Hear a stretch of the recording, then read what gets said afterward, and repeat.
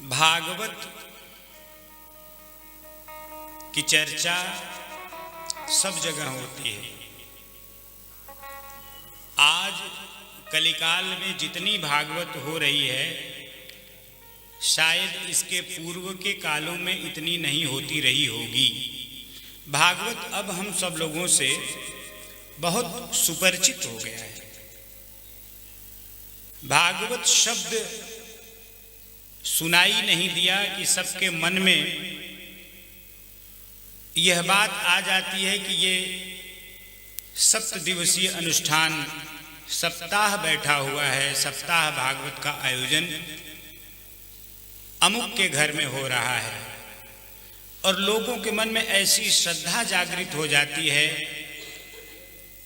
कि लोग कुछ न कुछ अपना इस अनुष्ठान के प्रति सहयोग देना चाहते हैं। और हर व्यक्ति चाहता है कि अगर हम कुछ नहीं कर पा रहे हैं तो क्या कम से कम क्या कर सकते हैं, और ऐसा मान करके वह अपनी तरफ से कुछ न कुछ करने का प्रयास करता है। क्या है ये भागवत? क्यों लोगों की श्रद्धा श्रीमद् भागवत के प्रति इतनी प्रगाढ़ है? क्या ऐसा है, कौन सा ऐसा करंट इस कथा के अंदर है कि जैसे ही सुनाई पड़ता है वैसे ही जो जहां होता है उसके मन में श्रद्धा भाव उत्पन्न हो जाता है। तो यूं तो भागवत शब्द की ही जब व्याख्या की जाए तो पूरा पहला दिन भी अगर खत्म हो जाए तो भागवत की व्याख्या नहीं की जा सकती। और पहले दिन में भागवत का महात्म्य ही होता है कि क्या है भागवत।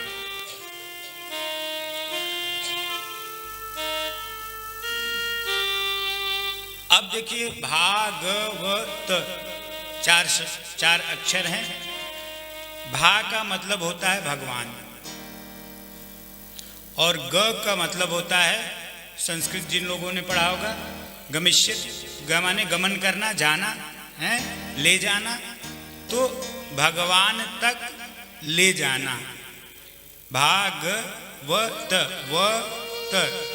व माने होता है जिस पे बैठ करके, और त माने तरणी, ऐसी नौका जो हमें भगवान के पास तक ले जाती है, भगवान से कनेक्ट कर देती है, वह ही है भागवत।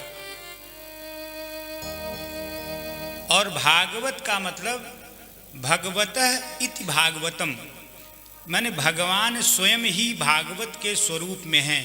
वांग्मय प्रतिमूर्ति है, माने इनकी ये जो शब्दों में अक्षरों के योग से, शब्द और शब्दों के योग से जो सेंटेंस बने हुए हैं इस भागवत कथा के, ये भगवान का एक तरह से वांग्मय विग्रह है। यह उनकी लिखी हुई बात का साक्षात स्वरूप है। तो भागवत कथा में और भागवत पुराण में भगवान में कोई अंतर नहीं है, सब एक जैसे ही हैं। तो अब यह समझ में आ गया कि भागवत जो है वह क्या है। भागवत वह मार्ग है जो हमें भगवान तक ले जाने में मदद करता है। अर्थात यह है कि हम अगर संत नहीं हैं, हम अगर सन्यासी नहीं हैं, हम अगर मंदिर में पुजारी नहीं हैं, श्रद्धापूर्वक अनुष्ठान है उसका आयोजन करके, उसका श्रवण करके हम भगवान तक जा सकते हैं।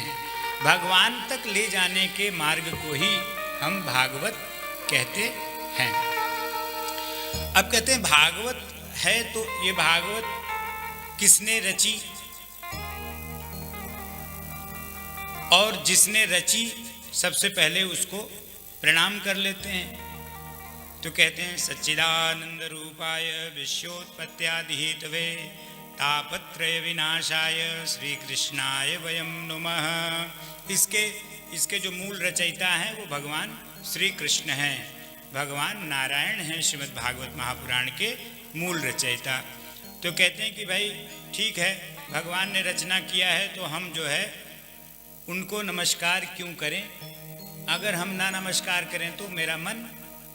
तो कहते हैं नहीं नहीं, नमस्कार तो आप उसको करते हैं जिससे आपको कुछ मिलता है, जहाँ से कुछ प्राप्त होता है वहीं पे आदमी प्रणाम करता है, बड़ों को प्रणाम करता है, और बड़े सदैव जो है छोटों को आशीर्वाद देते ही रहते हैं।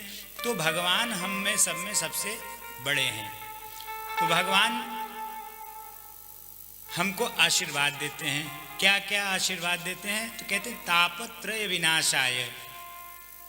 जो 3 ताप हैं हम लोगों के जीवन के, दैहिक, दैविक, भौतिक, आध्यात्मिक ताप और भौतिक ताप जो हैं, ये जो 3 तरह के ताप हैं, इससे भगवान कृष्ण हम लोगों को मुक्ति प्रदान कर देते हैं। इसलिए भगवान को हमको प्रणाम करना चाहिए। तो ये तो हो गया भगवान श्री कृष्ण को हमें नमन करना है, उनका आश्रय प्राप्त करना है, और जब तक हम उनका आश्रय नहीं प्राप्त करेंगे तब तक भागवत हमें समझ में नहीं आएगी।